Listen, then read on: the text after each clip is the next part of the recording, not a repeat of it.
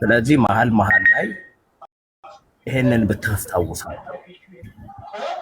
ምክንያቱም ሚስ አንደርስታንድ እየፈጠሩ እነዚህ ሰዎች ናቸው እንደዚህ አይነት በሮችን እየከፈቱና ያሳመኑ በመምሰል ያ ውሸት ሲደጋገም እውነት ይሆናል አይደል የሚባለው። ያሳመኑ በመምሰል ብዙ እያገዟቸው ያሉ ወንድም እህቶች አሉና እንደዚህ አይነት መልእክቶችን ብታስተላልፍ ብዙ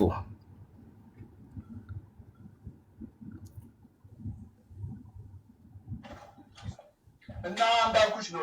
አርኪቴክት ወይንሽ ነው ይሄ ነው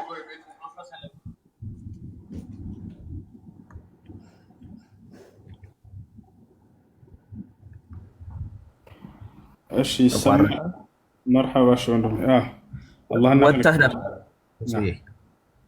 እና ይሄ በጣም ኢምፖርታንት የሆነ ነገር ነው ብዬ ስላሰብኩኝ ነው። እሺ መርሐባ። አላህና መልእክተኛ የሚሰደቡበት ቦታ ላይ መቀመጥ ተገቢ አይደለም። አላህ ከልክሏል በቁርአን ላይ ወቀድ ነዘለ ዐለይኩም ፊል ኪታቢ አን ኢዛ ሰሚዕቱም አያቲላሂ ዩክፈሩ ቢሃ ወዩስተህዘኡ ቢሃ ፈላ ተቅዑዱ መዐሁም ሐታ የኹዱ ፊ ሐዲሲን ገይሪህ ኢነኩም ኢዘን ሚስሉሁም ኢነላሀ ጃሚዑል ሙናፊቂነ ወልካፊሪነ ፊ ጀሀነመ ጀሚዓ ይላል። አላህ ስብሐነሁ ወተዓላ እዚህ ቦታ ላይ ከባድ ቃል ነው የተናገረው። በደንብ አዳምጡ። በእርግጥም በዚህ በቁርአን ላይ እንዲህ የሚል ቃል ወርዶላችኋል።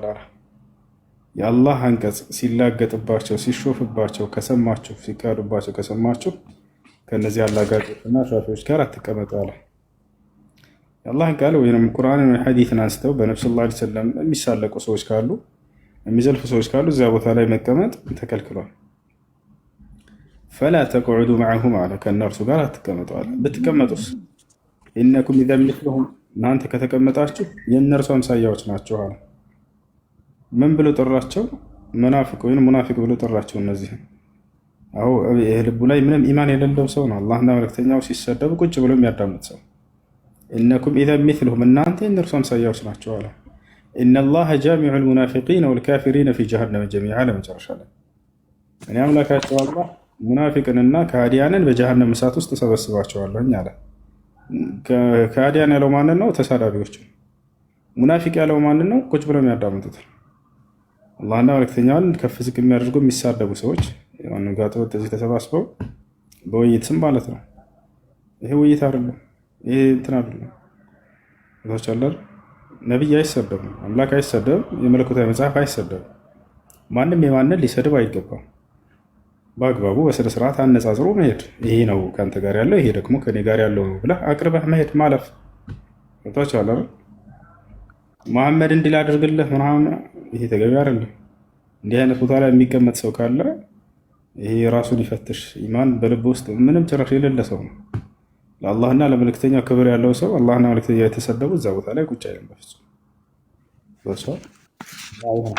እሺ ወደ ጥያቄ ስንመለስ ወገናችን፣ አደምና ሐዋን አላህ ስብሐነሁ ወተዓላ ፈጥሯቸው ወደ ጀነት እንዲገቡ አድርጓቸዋል። ኸለቀሁም አላህ ስብሐነሁ ወተዓላ፣ አላህ አደምን ከአፈር ነው የፈጠረው። ከማ ቃለ ነብዩ ሰለላሁ ዐለይሂ ወሰለም خلق الله الملائكة من نور وخلق الجنة من مارج من نار وخلق آدم مما وصف لكم أي من التراب. وفي قوله سبحانه وتعالى إن مثل عيسى عند الله كمثل آدم خلقه من تراب. الله آدمን ከአፈር ነው የፈጠረው፣ ሐዋን ደግሞ ከአደም የግራ ጎን ነው የፈጠራት። ነቢያችን ሰለላሁ ዐለይሂ ወሰለም ሲናገሩ ምን አሉ? خلق الله حواء من آدم من شقه الأيسر. አላህ ሐዋን ከአደም የግራ ጎን ፈጠራት አሉ። በዚህ ሁኔታ ከዚያም ወደ ጀነት እንዲገቡ አድርጓቸዋል። እሺ ተገነት እንዴት ወጡ? አሁን ተገነት እንዴት ሊወጡ ቻሉ ነው? ወይስ አሁን ያሉት ገነት ላይ ነው? አሁን እየኖርን ያለነው ገነት ላይ ነው ወይስ ተገነት ያው እኛም የአዳም ዘሮች ስለሆንን አሁን ያለነው ገነት ላይ ነው ወይስ ገነት ኖረው ነው ወደዚህ ወደ ምድር የመጡት? አሁን ያለነው ምድር ላይ ነው። እኛ አደምና ሐዋ በጀነት ውስጥ ነበሩ። ጀነት በሰማይ ላይ ትገኛለች። ከሰባት ሰማያት በላይ ነች ጀነት። ከዚያ በኋላ አደምና ሐዋ ፈተና ቀረበላቸው። ያችን ፈተና ሊወጡ አልቻሉም፣ ወደቁ። ወደ ምድር ውረዱ ተባሉ።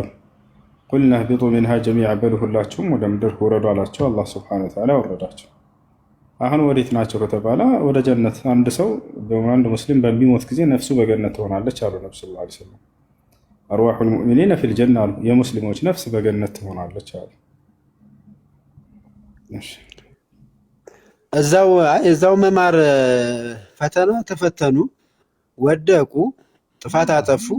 ያው ቅጠል እንደ ቁርአኑ ማስተምረው አትብላ የተባለውን ቅጠል በላ፣ ተሳሳተ፣ ወደ መሬት ተላኩ ነው። እዛው ምህረት ማድረግ አይችልም ወይ? ወደ መሬት ማምጣቱን ለምን አስፈለገ? ምናልባት እንደ እስልምና አስተምረው ግን እንትን ጥቅስ ብቻ አልፈልግም። እኔ እንደዚህ ደረጃ ድረስ ነው የምጠይቀው። ለምን ፈጣሪ አዛኝ ነው፣ ሩህሩህ ነው፣ ቁርአን ላይም እንደተቀመጠው። ነገር ግን ፈተናቸው፣ አላለፉ። እዛው ምሮ እዛው በገነት ማስቀመጥ ይችላል። ለምንድን ነው ወደ መሬት የላከበት ምክንያት? በተለያዩ በተፍሲር የሚሆን በተለያየ መንገድ ምንድን ነው ምክንያቱ? እዛው መማር ሲችል ለምንድን ወደ መሬት መጡ የሚለው ለእኔ አሁን ጥያቄ ይፈጥርብኛል ሁሌም። ይህ የቀረበላቸው ፈተና ነበር። እችን እንዳትበላችን ከበላ ትወጣለህ ተብሎ ያችን በላ ወጣ። ሁለተኛ ስለ ምህረቱ ለጠየቀው ምህረት አድርጎለታል ወይ? አዎ። ምህረቱ ምንድነው? ከአምላክ ጋር ተጣልተው ነበር ኃጢአትን በማድረጉ አይደለም። ይህን የተጣላውን ጥል በምን ምህረት አገኘ? ከአምላክ ጋር እንዴት ታረቀ ከተባለ በንስሐ። ይህን የንስሐ ቃል ራሱ አምላክ አሳውቀው። አዛኝ ከመሆኑ የተነሳ አዳም እንዴት ንስሐ ማድረግ እንዳለበት እንኳን አያውቅም ነበር። አላህ ስብሐነሁ ወተዓላ ከእርሱ ጋር ሊያስታርቀው ዘንድ አሳውቀው። ፈተለቃ አደሙ ሚን ረቢህ ከሊማትን ፈታበ ዐለይህ ይላል። አደምም የንስሐ ቃልን ከአምላኩ ከአላህ ተቀበለ ይላል። አላህ ሰጠው። በዚች መልኩ ወደ እኔ ንስሐ አድርግ አለው። ንስሐ አደረገ፣ አላህም ንስሐን ተቀበለው። ፈታበ ዐለይህ፣ አላህም ንስሐን ተቀበለው፣ ጸጸቱን ተቀብሎታል። አሁን ወዴት ነው ከተባለ ወደ ጀነት።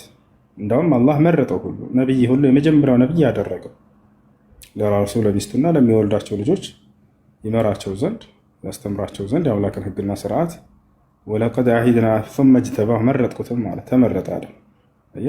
አንደኛ የንስሐ ቃልን ሰጠው፣ ንስሐ እንዲያደርግ አደረገው። ይሄ ትልቅ የእዝነቱ መገለጫ ይሄ ነው። ከእርሱ ጋር አስታረቀው። ጭራሽ እንዳውም የሰዎች የመጀመሪያ ነቢይ ያደረገው መረጥኩትም እያለ ተናገረ። ይሄ ነው እና አደም አሁን ወዴት ይመለሳል ከተባለ ወደ ጀነት ነው። ምክንያቱም ነቢይ ነው። ነቢያቶች የጀነት መሆናቸው ደግሞ ነብዩ ሰለላሁ ዐለይሂ ወሰለም ተናግረዋል። አላህም በቁርአን ላይ ይናገራል። እሺ ያው ለእኔ ያው አንተ ያልከውን ምላሹን ይዛለሁ። ነገር ግን እኔ አሁንም ቅሬታ የሚፈጥርብኝ ነገር አለ። አሁን ከመለስከው አንጻር ቢሆን እኔ አሁን ንስሐ በገነትም እዛው ሆነው አጥፍተዋል። እንደ ጥፋታቸው እዛው ንስሐ ሰጥቶ እዛው መማር ይችላል። የግድ ወደ መሬት ማምጣት ምናልባት አስፈላጊ ነው ብዬ አላምንም። እኔ አሁን እንደ እምነት ብታይ ፈጣሪ ሁሉን ቻይ ሁሉን ነገር ማድረግ የሚችል ስለሆነ እዛው ንስሐ እንዲገባ እዛው መማር ይችላል። ወደ ምድር ማምጣት ያስፈልጋል ብዬ አላምንም። ያው እንደናንተ አስተምሮ ያው የሰጠኝን ያው አስተምሮቱን መስማት ነው። ሌላ እንትን የለውም። ሁለት ነገር ነው የተከሰተው። አንደኛ በመብላቱ ምክንያት ምን ሆነ? እንዲወርድ ተደረገ። ንስሐ እዛው መማር አይችልም ወይ? አላህ ሱብሓነሁ ወተዓላ ማረለት እኮ ማረለትና ከእርሱ ጋር አስታረቀው። አሁን እዚህ ቦታ ላይ ሁለት ነገር ነው የተከሰተው። አንድ ከጀነት መውጣት፣ ሁለት አደጋ ነው የደረሰበት። አንደኛ ከጀነት መውጣት፣ ሁለተኛ ደግሞ ከአምላክ ጋር መጣላት ኃጢአትን በማድረጉ። ልክ ነኝ አይደል? በዚህ ሁለቱ ከአምላክ ለምን አላዘነለትም? ለምን ንስሐ አላደረገ? እሱን እኮ ነገርኩህ። ንስሐ እንዲያደርግ እንደውም ራሱ አምላክ ነው ያስተማረው። በዚያ ግን ምን አገኘ ከተባለ ከአምላክ ጋር መታረቅን አገኘ። ከአምላክ ጋር ታረቀ። የግዴታ ከአንተ ከልጅ ልጅ ተወልጄ ተገድዬ ተሰቅዬ ምናምን አላለውም። ወዲያው የንስሐ ቃልን ሰጠው። ይሄ ነው ታላር። እዛ መማር አይችልም ወይ? ለምን ስጋ ለብሶ እስኪመጣ እስኪገደል እስኪሰቀል ብዬ ልጠይቅህ እችል ነበር። ስለ ክርስትና እንድጠይቅህ ስላልፈለግኩ ነው። ስለ እስልምና ብቻ ማወቅ ስለፈለግህ አንተ ማለት ነው።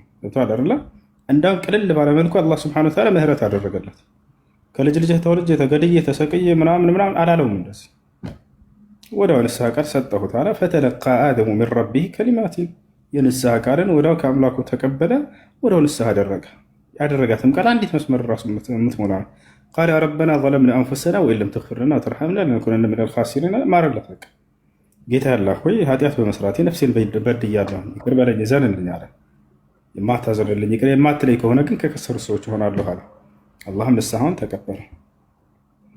ይሄ እኮ በደቂቃ ውስጥ ከማረው እኔ አሁን በደቂቃ ውስጥ ከማረው ወይም ደግሞ ወዲያው በአንድ መስመር ከዳነው የግድ ወደዚህ የስጋ ውጣ ውረድ ፍዳው ያለበት አሁን መሬት ሁለተኛ መቅጫ ናት። አንደኛው ሲኦል ነው፣ ሁለተኛው ወይም ደግሞ እሳት እንደ አስተምሮ እሳት ወይም ሁለተኛዋ መሬት ናት የሰው ልጆች የሚፈተኑባትና ወዲያው ንስሐ ሰጥቶት ከማረው ለምንድን ነው ከጀነት የወጣ ነው? እኛም እኮ እዛው ነበርን የሚለውን ጥያቄ ይዤ ነው አሁን እንደዚህ የምሞግትህ። ኦኬ እንደሱ ከሆነ በቃ የግዴታ አሁን ወደ መጽሐፍ አንሄድ። እግዚአብሔር ሰውን የፈጠረው ለምንድን ነው? መጀመሪያ ቀድሞ ለምንድን ነው? ለምስጋና። ለምድር ነው አይደለም የፈጠረው? ለምድር አይደለም፣ ለምስጋና። በገነት ፈጠረው ለምስጋና። አውጣ። ለምድር ነው የፈጠረው። ኦሪት ዘፍጥረት ምዕራፍ 1 ቁጥር 26 ጀምረህ ስለ አዳም አፈጣጠር አጀማመር አውጣ። ይዛል መጽሐፍ ቅዱስ አይደል? ቆይሽ ላምጣ።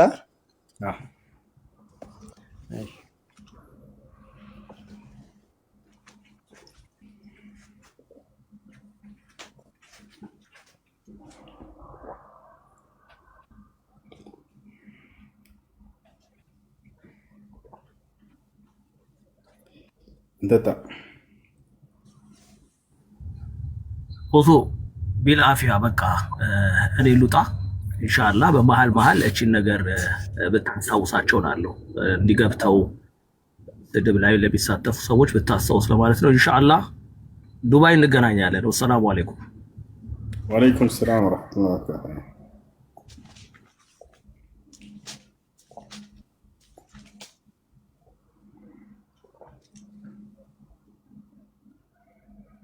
ሰላም አለይኩም ወራህመቱላሂ ወበረካቱህ። ወአለይኩም ሰላም ወራህመቱላሂ ወበረካቱህ።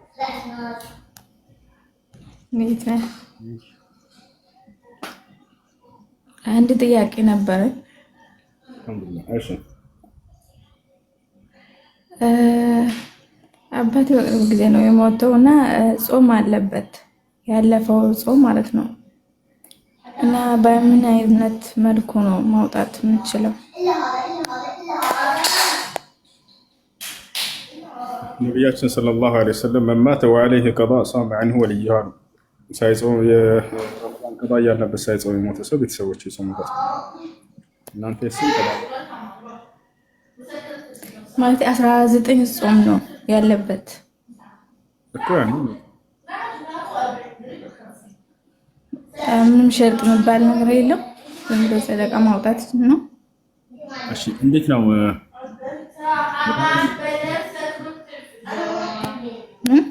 ከሚጾመው ታራገህ ድምፅህ ትንሽ ቆራረጠህ። ምን አልከኝ? ከሚጾመው ቦታ ራቅ በይ። ኦኬ እሺ ተሷ ጋር ትጨርሳለህ ወይስ እኔ ጋር? እሺ ቀጥል። ኦሪት ዘፍጥረት ምዕራፍ 1 ቁጥር 26። እሺ አሁን ዘፍጥረት 1